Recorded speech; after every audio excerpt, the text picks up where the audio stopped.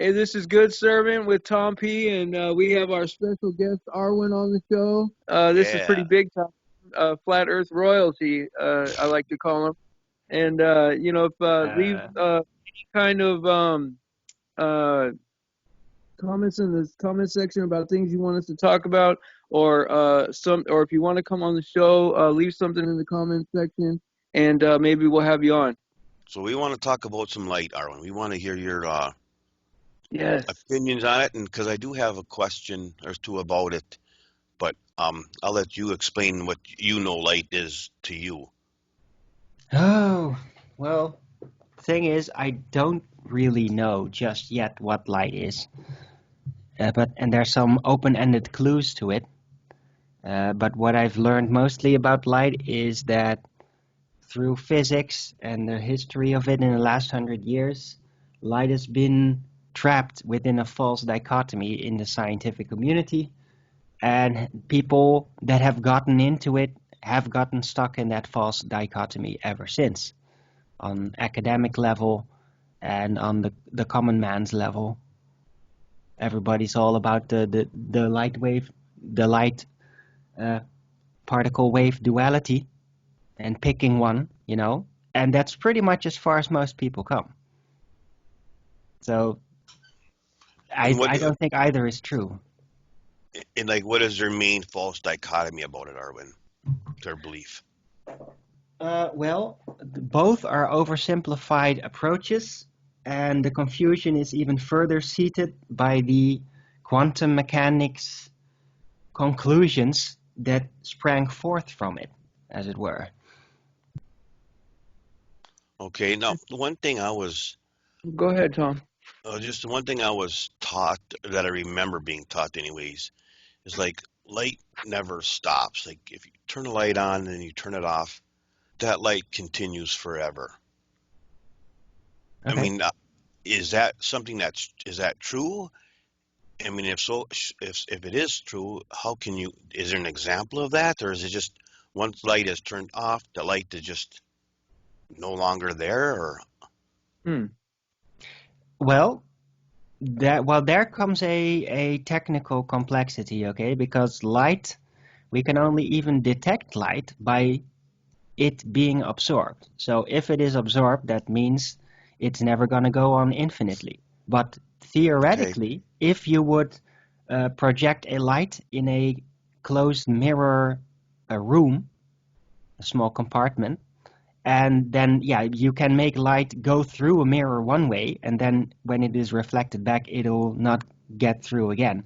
So that way you could potentially build up near, or yeah, almost, yeah, infinite light, or the idea of almost infinite light, until the intensity of the energy would literally just start to melt the mirrors or something.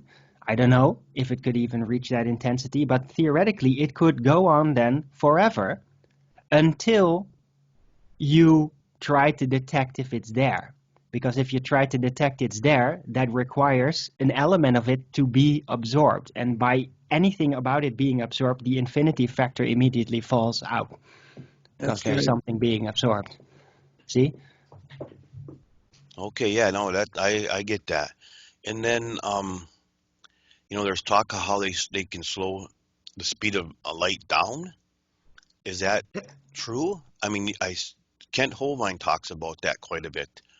And I just didn't, I never seen anyone, I haven't seen an example, an experiment where they've done that. How would that be possible? What would they do to slow it down? Slow it down. Uh, well, I'd have to actually get into the experimentations of that myself. I do know through a video that I even got on my computer, uh, that light does have a speed that can definitely be deduced and Okay. interactively manipulated in order to establish that you are indeed influencing, yeah, the distance and therefore the extrapolated speed, as it were, of the light. So I am satisfied that light does have a speed. Sorry, what was the question again? How would they actually perform that experiment to slow it down? Right, to prove that they slow can. it down. Right, well, how they do it is pretty much the same kind of deduction-based registry process, but then I guess how they typically do it is putting a heavy medium in between that is still transparent, like for example, an aquarium filled with water, because Okay. that is at least said to slow light down. I've never personally tested this, but it kind of sort of makes sense conceptually to me. So I would go with that until it is adamantly disproven to be true. See? But that is said that if light goes through very thick mediums, there's all kinds of things that happen. The diffraction index happens, so the light bends or changes its angle. There may be some apparent amplifications going on visually from the observer because of it. And technically, light is supposed to slow down when it goes through such medium. Now, yeah, so it may be possible. I've just never personally tested it. Okay. Or it may have been tested in front of me when I was young in school or something, and then I just couldn't pay attention. I forgot about it. I don't know. Well, see, that raises a couple of questions with me. Is that I know that light is definitely like a substance, you know, but like as far as it Is being, it? well, I think so because, well, it's hard to say because as far as it being a particle, like a particle, I would have problems trying to envision if light goes on, how it would resolve itself like at real long distances, you know. Well, it That's would. one If problem I'm light was a thinking. particle, sorry to interrupt. If light was a literal particle by the classical sense, the atomic mechanical sense, then would Yeah, have an indivisible nature, and that would mean that after a certain point, light would not be able to reach that far yeah, because with distance and all that, technically light is being split up, you know? Things are being sized down because of perspective, but it's still the light way over there that is reaching you. So quantum mechanics then, through the particle concept, theorizes that the distribution of the singular particle, how that arrives, is all set. But I think that is a purely presuppositional approach because I think light is simply able to split up indefinitely right. And I'm in thinking that order for it to all scale down perfectly without any weird quantum mechanical backdrop that would provide a reason as to an indivisible particle of light somehow perfectly uniformly reaching its end destination without right. just being a total mix-up. Do you think it's just maybe the equipment that they're using in the experiment is like that? Maybe that's just the smallest amount that it can detect. Yes? And you're saying that that's quanta right there. Yes. Yeah, that's my theory originally concerning the particle claim is that they simply used a plate of some kind to register the minimum amount of light that would cause the material to trigger, basically, because that's how light is registered. There is some kind of material interaction, and by the change of the material, it can be detected light is there in some way, you know? So it's if you're going to try to detect light, you're always going to be bound by the laws of matter, That's the, right. the, the atomic law, an indivisible unit nature, as it were, that is suggested. You know, I'm still going with that. It might be in the end that it's all just, all everything be fluid, but yeah, that's not helping anyone to ponder upon that as you're trying to figure out the physical mechanics of things. Yeah, it's all Right. fluid. That doesn't help anyone. So I'm going to go by Right. the atomic theory and say, okay, because atoms seem to have an indivisible nature after some point, after which if they were split up, they are no longer the same substance. They become something else. The properties become something else. See? So based on that, light could only be detected by the minimum interaction possibility of the matter you're dealing with in order to register it. And yeah, that is probably how the light quanta was originally established. See But I what? Are think it they is pretty arbitrary. It's just set like, yeah, Yeah. this right? is And it, that's because we're satisfied that this is enough to claim a particle. like that. Right. And Yeah. are they able to detect just one particle of light? Is that possible? Well, it probably is divisible like more times than it's probably divisible way more times than that smallest part, you know? It's just you need like you It's need like indefinitely. It a should register. be splittable indefinitely. Yes, I agree After with some that. point, it's just you won't be able to detect it anymore because it becomes so weak, so little Okay. energy that it simply will not be able to, change any material in order for anything to detect it anymore. Right. Can you kind of like put that in terms like a stronger magnet versus a weaker magnet, where a weaker one might not attract Yeah, something is okay. That yeah, not that that's that's how I similar. can Yeah, understand it. Okay. yes. See, like this is where I was thinking with light, right? Because there's only like so far you can get in your mind to conceptualize this stuff, and then you're like stuck at a point where you're like, man, I want to go further, but I can't, you know. And Right. so, and like No. the thing is because of the spiritual nature of what we're finding out, like okay, because of flat Earth, it's like, well, you know, maybe I believe that the creation account is true, you know, and when you know the first thing that God, you know, uh, God created was light, you know, let there be light. There was all, you know, and so I'm thinking if light has a physical property and then it moves on to maybe a supernatural property right beyond that. If you Uh, get that, I don't know. I kind of disagree with both of those. I don't. I just don't think light is really physical, because right? the only thing Okay, we're only even detecting is interaction with matter. The only reason we even know light exists is because there is, like, it is right. affecting matter in order for us to notice it is there. If I See? use a bad And term, when you say that it's affecting matter, like how is it affecting it? Like because it's bouncing off of it, or it's hitting it, or absorbing absorb? it. Your Okay, eye so is absorbing it in order to see. okay, If there was no matter in your eye responding to light, then you would see black. You would see nothing. There would be no input. I gotcha. So Okay. what do you think about light having that's okay, that's supernatural, like where you know where like you can where you maybe I used a bad term when I said physical. I would say like real world application, right? And then I like when you can conceptualize it right to the end and you're like, man, I want to go a little bit further, but you can't. Like, do you think that that's where like light could be supernatural and that could be like possibly our first window into like you know uh, uh, discovering the supernatural and how that's um I don't know if my question is being formed It right. is supernatural. I don't know. It's kind of a vague terminology for it. I don't think there is anything supernatural, really. I think everything is natural, and there's Right. just other layers of function.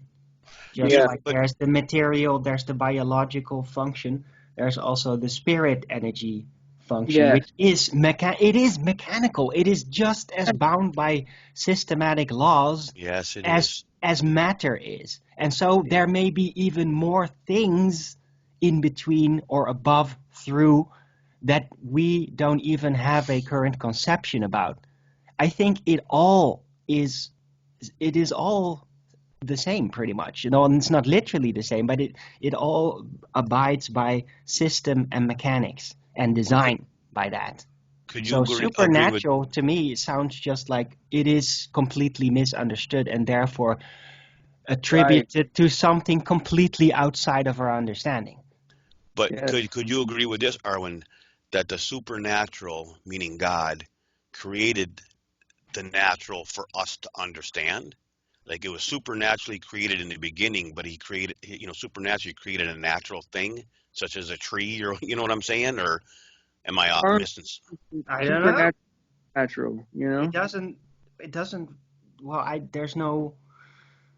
There's not a There's no lot of details concerning how the design process was established. Like even the Bible So that has so parts true. of it just says he made it, or Yep, like he exactly. played it or something, and then he imbued it. It's very vague. you know? That's true. That's true. Yeah. Because like I always like I was always of the opinion, because like what you were kind of like what you were saying was, whenever they would say, okay, well this action or this thing is supernatural, I always in my mind was thinking, why is there nature and supernature? I think it's all Supernature. creation, you know? And it's just like once it reaches a point beyond human understanding, they just say, okay, that's Yes. supernatural, that's unexplainable.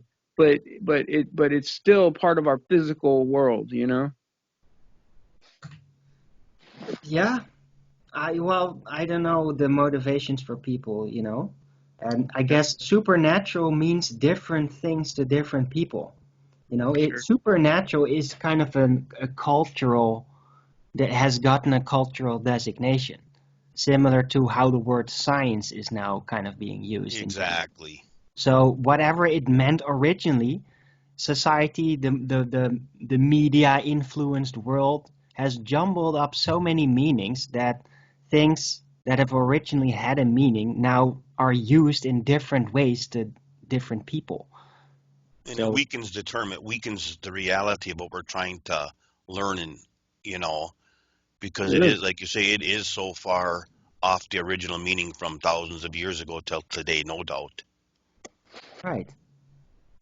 But yeah, it's almost going to make me sound kind of like atheist because it is one No, of the things that they kind of used to convince people that everything is explainable by basically saying, yeah, back in the day, people may not have had a conception, for example, the physical function of electricity. So they may have attributed anything like that to something supernatural. Like a bolt of lightning would damn well seem like magic if you had no idea what it is, you know? right? But then the atheists come say, oh, see, everything can be explained. And then they take away God in the process. They try to take Yeah. away the design, just say like everything is just totally random and there's just so many random things out there. And that's what they then say. Well, I don't go with that. But I No, but would that was also well not said, Marv. attribute supernatural. I do like to understand things, you know. Yeah. Yeah. And I think most things, if you study and search hard enough, you'll get the answers to it. I mean, and maybe not everything, but for the most part, you can figure stuff out. I mean, God didn't leave us uneducated here, you know. That's, I think a lot of knowledge got lost. Like, I think that, because like I always grew up thinking, okay, well, there used to be cavemen, and they discovered water, and they said, oh, it's good to drink, you know, like Discovered water. That's hilarious. I know, right? that were in my mind, right? That there was cavemen, and they, oh, what berry can I eat, and what, fruit can I, but in reality, if you go by the creation story in the Bible, right? Adam and Eve knew what to eat, what to drink. That water was created for them to drink. It would Nothing happened naturally out of a big bang. But Right. that was my mindset, Well, don't birds know? Don't animals literally know what to eat and what not to eat just by exactly sniffing it? Do you think they got an education for that? They think they right. looked at their parents and listened to them? No. No, They just sniffed it out and knew. Nature, right. it But knows. what I'm saying is it probably right from creation, Adam and Eve and the first few humans really knew a lot about the world, and over time there was like the split between people that were starting to form an elite group. They're like, well, let's hide this information from the next few generations or whatever, and now we'll call it science and say we have this figured out. But I don't think that there was any dumb human being. I think if anything, they were smarter from the beginning. I You know what I agree. mean? I That's what I'm absolutely agree saying. because it seems that the more we utilize technology and especially electrics, it seems to cause an average dumbing down, not so much by even the information we're being subjected but just by even the electrical field surrounding us changing. Yeah, It's just the amazing. information you can absorb, the knowledge you Well, can learn. our That, attention yeah, is drawn to electrics, but the electrics are not of a good frequency. You know, this is kind of slightly overlooked even. There are certain type of electric fields. Tesla was a master of this. that are actually very good for you, that clean you up if you're present in such an electrical field, that purge your cells from toxins, almost similar to sicking things out. It happens naturally. It's especially the very high frequency electricity, the high tension electricity, low voltage, that typically also makes your hair rise and all that. Static electricity is kind of like that. It's very high voltage, low. Wait, I might turn that around. Sorry, I'm not a master of electrics, but I do know that very high voltage tends to be kind of healthy for you to be present at it. But then the entire electric grid in the Western world, the modern world, has all been tuned to very low frequency electricity. And that is actually just provably detrimental to flesh and plants. Right. And that's why people that live in houses that are below power lines usually end up with severe psychological problems in just one generation. Okay. That makes a lot of sense. Right. And I've heard that before. Changed. That can be changed, but it's not gonna anytime soon. Right. So, as long as we're on the light subject, do you have any opinions on what the sun is? Yeah, Hate to go that deep, but huh? It's over there. It's not here yet. It's still dark where I'm at. Right. Oh yeah. Now, the sun is from what I've seen, literally seen from my own personal experience, it seems to be an apparition, almost similar to a rainbow or a lens flare. It is a disk effect that becomes apparent. It's probably inherent to sight. Cameras also have it and all that. All visuals will pick up the heavenly bodies, and including the sun, and the disk is simply an apparition that happens almost like a lens flare when you look straight towards the direction from which the light comes in relation to your specific position. So it's like a hologram that just is there visually because you're looking straight into the light. See, that's the term that keeps throwing me off is hologram, because every time I hear that, I keep thinking, it's natural. Right, and I keep always in my mind, a rainbow is technically a hologram. I get you. Yeah, but It's I guess natural. what my point I was making is, when I hear that term, I always think, okay, man's got a spotlight and he's throwing it up there to make you look like it's there when it's really not. You know what I'm saying? I guess I'm getting that basing that off of video games or whatever, a hologram or whatever. But yeah, it's something that's real up there, but exactly what it is. Depending on where you think heat comes from, right? If you think heat comes from some other source, then I would probably agree with what Arwijn is saying. But if you're saying if heat comes from the sun, then it has to be something physical. You don't think? No, there is no heat coming from the sun. I agree. I demonstrated it with my radiator here. Something that radiates heat you will increase the heat the sense of it with your proximity to it. So nothing like that happens with the sun. If we could even trace back where the light is coming from, because I'm sure it must be coming from somewhere somehow, then there's no way that we have approached it.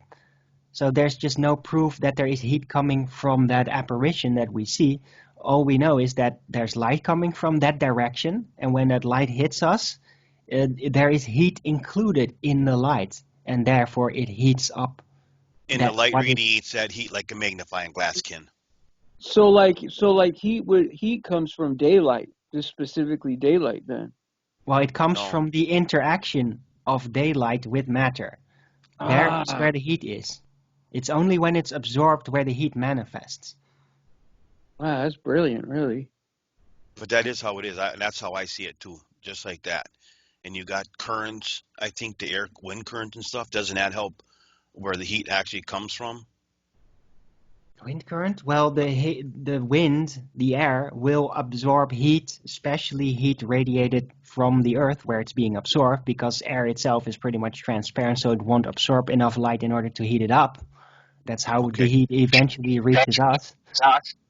But that heat is still going to be absorbed by the earth. The earth is going to then radiate it off to the air, and because the change in the day and night, there is shift in the air, and thus, yeah, hot air Well, will eventually be displaced towards colder places where there's cold air, and yeah, because heat travels to cold, I like mean, the because second law of thermodynamics. yeah, I mean, here's the proof on that. Because people say it depends on, your temperatures are based on how close the sun is to you. But here and let's just say in the month of June, we can have a sunny day and it's 75, 80 degrees. We could have a sunny day in the month of June and it can be 40 degrees. Hmm. So the sun hadn't moved that far, millions of miles away or closer within that 24-hour period of time. So something else is causing the temperature, Right. and the sun, I think, assists, like you were saying, warm it. Well, look, who says it is the same sun, I personally try to step away from the conceptualization that it's an object in the first place, which is a complex thing, because the mind will very easily have the tendency to physicalize it again every Yep, time you true. reference it in some way, because it is just so difficult to not conceptualize it as a physical thing with everything that's involved.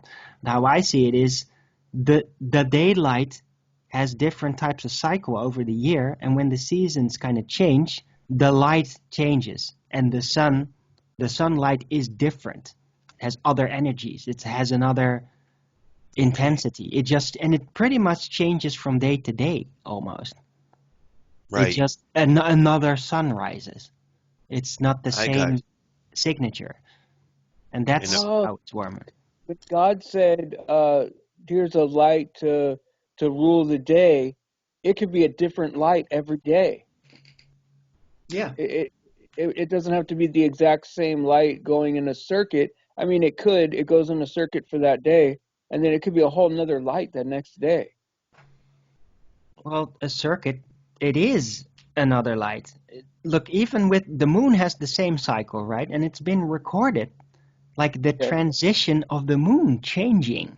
There are moments where simply, like within the matter of like 15 minutes, the angular size of the moon can just completely change in its path, because it transits. It just transits into the other seasonal type of cycle for the moon. And with the moon, it's much easier to detect yeah, than with the sun. But the sun kind of does that the same thing, I think. It just switches. It's just like another rollout. There's just another part of the tape is added on, and just suddenly, blip, it's now this season type of sun output. Right. but Because if you're gonna assume that the sun is a physical thing, then it would have like spatial consequences. It would have to change sizes. I mean, it does, but it would have to change sizes in a more uniform kind of way. well, I'm not sure we know if the sun changes sizes. Isn't it like It gets because of No, well, that's not the moon kind of changes size apparently. So I've seen the footage of it, but the sun, I don't know. It might slightly change, but more significant is just the daylight output suddenly changes drastically. when you say the output, you mean the intensity? The output, yes, Okay, that okay, that which that is registered. yeah, okay, yeah, that makes sense. That makes sense to me. what about when you're watching like a sunrise over like water and you see like a big old sun, out there, like you know what I'm talking about? And then sometimes it'll shrink into I think Dave Weiss had like where it shrunk into like a little dot. Like I mean, I'm not saying that the sun is a physical thing or that it should have spatial consequences. I think it's what you're saying, but I mean, to me and visually, it looks like it changes size, like all the time, like in a non-uniform way. Well, I wouldn't be surprised, because Yeah. it is kind of like at the edge of our vision. That's the best description I can give it. But yeah, the conditions of the things in between there, where the light is coming from at the ultimate point of view, and and you in between, what the thickness of everything does change. So much closer to the ground, the atmosphere is much thicker in between you and the apparent point of the sun. So it's bound to change due to, I don't know, regular refraction. Yeah. It does like stretch things up maybe in a way, lens it, just like looking through an aquarium, things look bigger. Like that, the apparition of the sun may simply appear bigger because of it. And yeah, with the sun going away and then suddenly becoming small, I think that is kind of like an aberration effect, because in that whole process, the angular speed of the sun as it goes away, goes down, still doesn't change. It's still the same. So if you would Right. imagine that the sun is becoming smaller because of its going into the distance, well, the angular speed is not changing, so that would mean that it would suddenly accelerate, almost like going to light speed into the distance, going insanely fast at the last minute. So that's probably not the case. What I think rather is the case is that normally it would go down, but at some point, because I don't know, it's such a high view and the earth is very dry or whatever, there's not a lot of moist, there may be other unique effects that kind of like carry sunlight from further away through through the air in some way, so that you can see basically light that you're normally not even supposed to see, that is coming from further away. Wow. From the sun as it is normally in another angle further away. It's hard to explain because in my view, the sun there's a different position of the sunlight at every spot. Like, It's is it all at the very unique. edge of our Yeah. vision? At the very edge of it? Sorry? Is it so the sun is almost like at the very edge of our vision? And It is. oh yeah, okay, I understand what you're saying. But that's where it has to be, you know? Yeah, you're You, right. you can't really, there's not a point after which simply the sun will go in front of something because it's too far away. Yes. People sometimes like to suggest that with clouds, but even that is disputable, as it were. Yeah, the sun's much higher than that, I think. I think the sun's much higher than those clouds. Oh, I don't absolutely. think it is anywhere. I Right, think right. that the sun is rather just a backdrop. It's like no matter what you see, sun is the backdrop. It's almost like a desktop backdrop picture. But it doesn't Yes, matter what you have, behind it is the sun. So that's that's why I right. say at the edge of sight, because Yeah. that's what it comes down to then. At the top of the dome, how's that? And so for anybody out in the audience or that wants to get saved, just repeat this prayer. Dear Heavenly Father, I turn to you today. I repent of all of my sins. I believe that your Son, Jesus Christ, died on the cross for my sins and was resurrected to life on the third day, and forevermore he lives.